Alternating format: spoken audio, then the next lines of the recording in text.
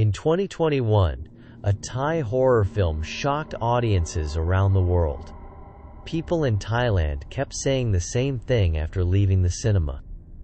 This isn't just a movie. Things like this still happen here.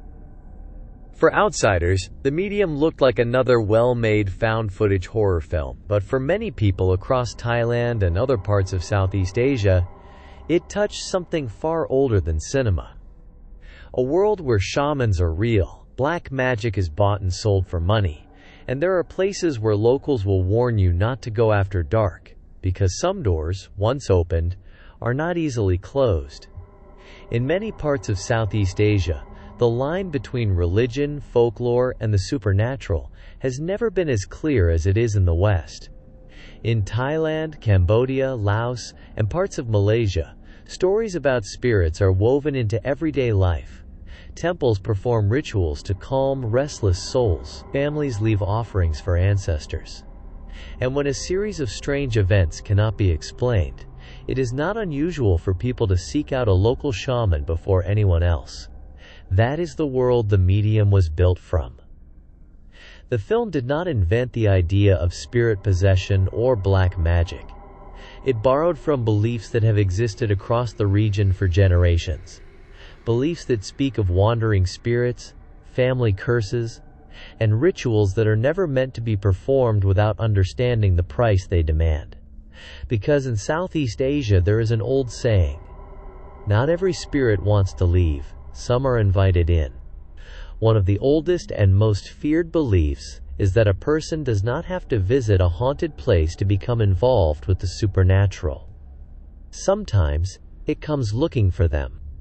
Across Thailand and parts of Malaysia, there are long-standing stories about black magic being used for revenge, jealousy, money, or power. A handful of hair, a photograph, a piece of clothing, even something as ordinary as a name written on paper, can become part of a ritual meant to bind misfortune to another person. People who believe they have been targeted often describe the same pattern.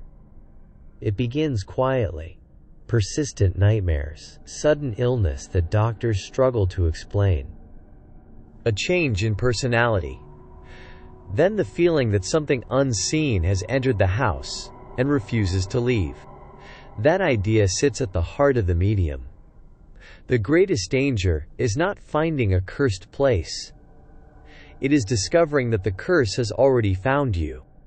What makes these stories so unsettling is that they rarely begin with violence. In many traditional accounts, the first signs are almost impossible to distinguish from ordinary life. Someone in the family starts behaving differently. A quiet person becomes aggressive for no reason. A healthy young adult suddenly refuses to eat, avoids sunlight, or claims they are being watched whenever they are alone. At first, relatives assume it is stress, grief, or illness. Only when the incidents continue do older family members begin to wonder if something else is involved. In some villages, people believe that when a spirit cannot reach the person it was meant for, it does not simply disappear. It waits. It lingers around the family, looking for someone whose mind or body is weak enough to become a new home. And according to old shamanic beliefs, once that happens, forcing it out is far more dangerous than letting it in. This is also why shamans hold such an unusual place in many Southeast Asian communities. They are not seen simply as healers or fortune tellers. People seek them out when they believe a problem no longer belongs to the living world, a string of unexplained accidents, a family that suffers the same tragedy again and again, or a person who changes so completely that relatives insist they are no longer the same individual. But there is another side to that belief. Local traditions often draw a line between those who remove curses and those who create them. The same knowledge that is used to drive a spirit away can also be used to call one in. The same rituals that protect a family can, in the wrong hands, be turned into something far darker. That is why, in parts of Thailand, people still speak about black magic with a level of caution that outsiders often find difficult to understand. The fear is not that evil exists, The fear is that someone, somewhere, knows how to use it. Among the many stories surrounding Thai black magic, one belief appears again and again. A ritual is never just a ritual. Every blessing, every curse, every spirit that is called upon is believed to come with an exchange. If someone asks for wealth, something else may be taken in return. If a person seeks revenge, the suffering may not end with the intended victim. And if a spirit is invited into the human world, there is no guarantee it will leave when the ceremony is over. Older practitioners sometimes describe this as a debt that does not disappear simply because the ritual has ended. Perhaps that is why so many stories connected to black magic end the same way. The curse spreads beyond the person who first wanted it. Family members become involved. Strange incidents begin happening inside the home. What started as a desperate attempt to change someone's fate slowly turns into something that nobody can control. And in the oldest versions of these stories, the people who fear black magic the most are not the ones who have seen it. They are the ones who have used it. There is another reason the medium unsettled so many viewers. The film never treats the supernatural as something distant. It happens inside an ordinary family, around a dinner table, in a bedroom, during quiet moments when nothing seems wrong. That is also how many Southeast Asian ghost stories are told. The frightening part is not seeing a spirit standing at the end of a hallway.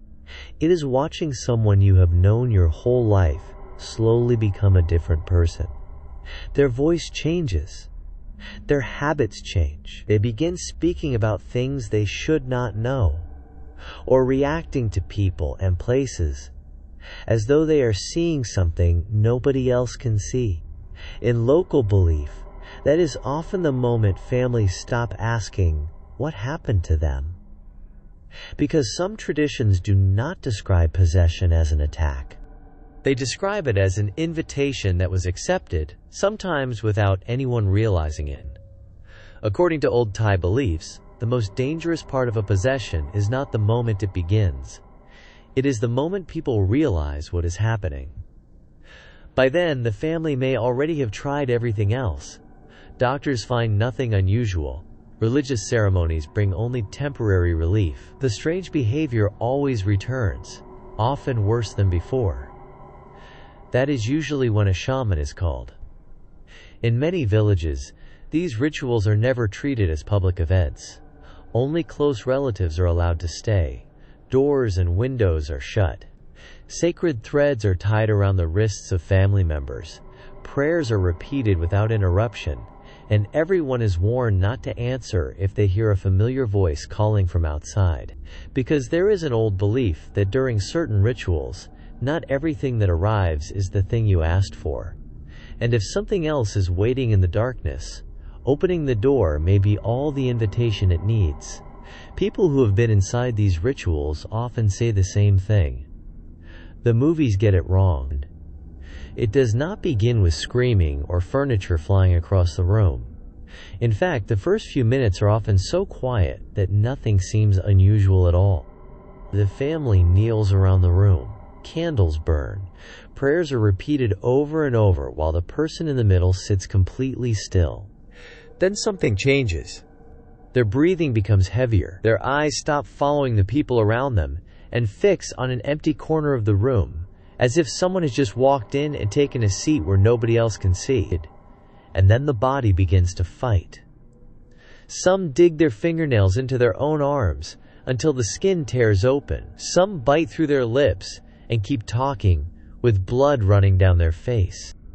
Family members have to pin them to the floor, not because they are trying to escape, but because they keep reaching toward that same empty space. Older shamans have a warning they give to everyone in the room. If the person suddenly calls your name, do not answer.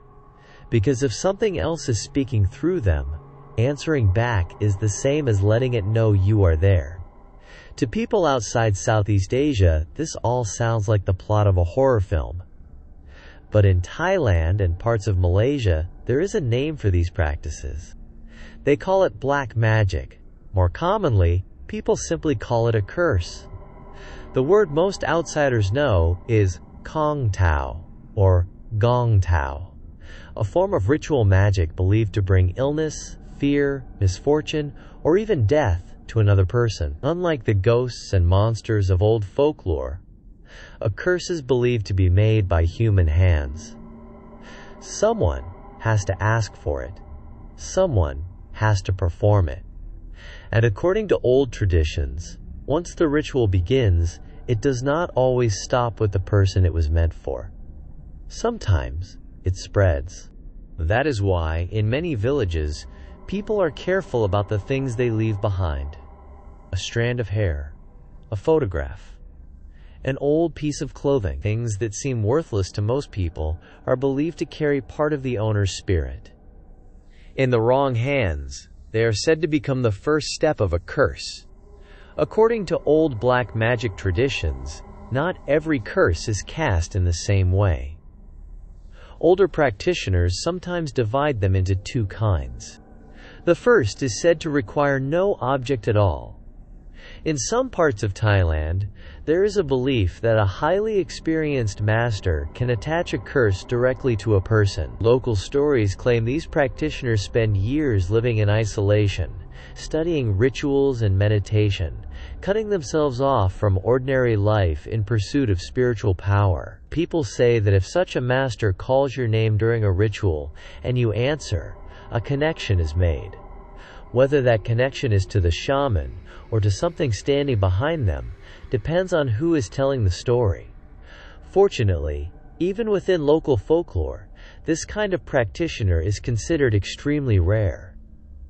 The second belief is far more common and far more feared.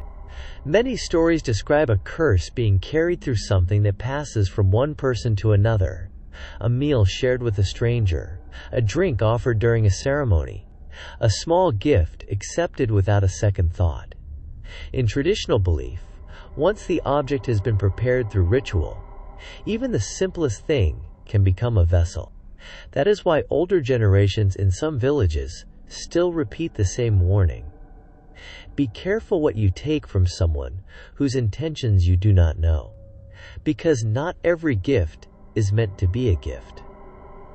A few months ago, I came across a story that has stayed with me ever since. It involved a single mother who had traveled alone through Southeast Asia. During the trip, she met a local man and spent a few days with him before eventually flying home. At first, everything seemed normal. But not long after returning, she began feeling unwell. According to the account, the exhaustion came first, then the nightmares. She could barely sleep, and she told friends she constantly felt as though someone was standing behind her, watching her. The strange part was that the man she had met overseas suddenly started calling her. He told her he wanted her to come back. He said he had fallen in love with her. And then, the conversations took a darker turn. She claimed he warned that if she refused to return, he would deal with not only her, but her children as well. The calls frightened her enough that she eventually sought help from a local spiritual practitioner who was familiar with Southeast Asian black magic. What happened next is the part people still argue about. During the cleansing ritual, witnesses said she suddenly became violently sick. She collapsed to the floor and began vomiting a thick, dark substance over and over again. When it was over, she told the practitioner there was only one thing she could think of. While she had been traveling, the man had insisted on cooking for her himself. And in many old stories surrounding black magic, that is one of the oldest warnings of all. Be careful about the food and drink you accept from someone whose intentions you do not truly know. According to old black magic folklore, personal belongings are often believed to be the easiest way to reach a victim. A strand of hair caught in a comb, nail clippings thrown into the rubbish, a piece of clothing that has been worn close to the body. In many traditional stories, these ordinary objects are thought to carry a part of the person they came from, making them valuable in certain rituals. But practitioners of black magic are said to use more than that. One of the most feared objects in Southeast Asian occult lore is something known as corpse oil. It is rarely spoken about openly, and even people who believe in black magic often avoid discussing it in detail. Old stories describe it as a substance connected to the dead, gathered through forbidden rituals, and used in ceremonies involving obsession, attraction, or curses. Because of the way it is believed to be obtained, it is considered one of the darkest objects a practitioner could possess. Whether those stories are true or not, the reputation of corpse oil has endured for generations. And perhaps that is why older people in some parts of the region still repeat the same warning. If someone claims to have power over the dead, it is better not to ask how they got it. And according to local tradition, hair, nails, or personal belongings are only part of the story. Some rituals are said to involve objects that are far older and far more unsettling. Across parts of Thailand and Cambodia, there are long-standing beliefs that certain practitioners create sacred amulets using materials connected to the dead. To believers, these objects are not ornaments. They are vessels, each one carrying a different purpose and a different kind of power. But not all of them are considered evil. In fact, one of the biggest misunderstandings outsiders have about Southeast Asian magic is the idea that every shaman or ritual practitioner deals with curses. Traditionally, there is a distinction between those who use their knowledge to heal, protect, and remove misfortune, and those who use the same knowledge to harm others. People often describe them simply as the white path and the black path. The same is true for amulets. Some are carried for protection or good fortune. Others have a much darker reputation, surrounded by stories of forbidden rituals and spirits bound to an object rather than allowed to pass on. And that leads to another belief that deserves a story of its own. The idea that a spirit can be invited into an amulet and kept there.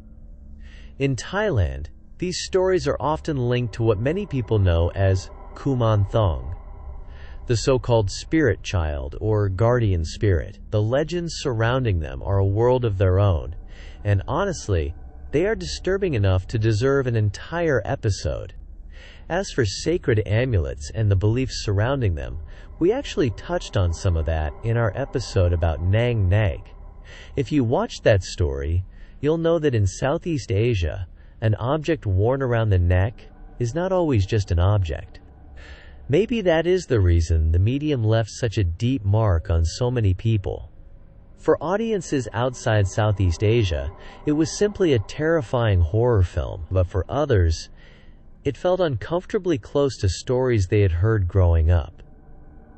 Stories about curses that begin with an ordinary meal, about names that should never be answered, about rituals that are not meant to be interrupted, and objects that should never be brought home. Whether you see them as folklore, religion, or something far darker, one thing is certain. These beliefs did not begin with the movies. The movies borrowed them from somewhere.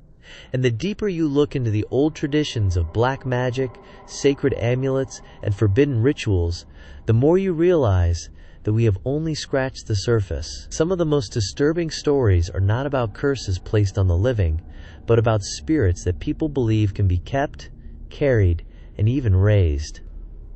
That, however, is a story for another night. If you enjoy exploring the darker side of history, folklore, and the unexplained, consider subscribing to the channel. And if today's story about Thai black magic caught your attention, you might also want to watch our episode on Nang Nak, where we touched on the strange beliefs surrounding sacred amulets and the spirit world. Until next time, thank you for listening, and if you ever find yourself far from home, be careful whose invitation you accept.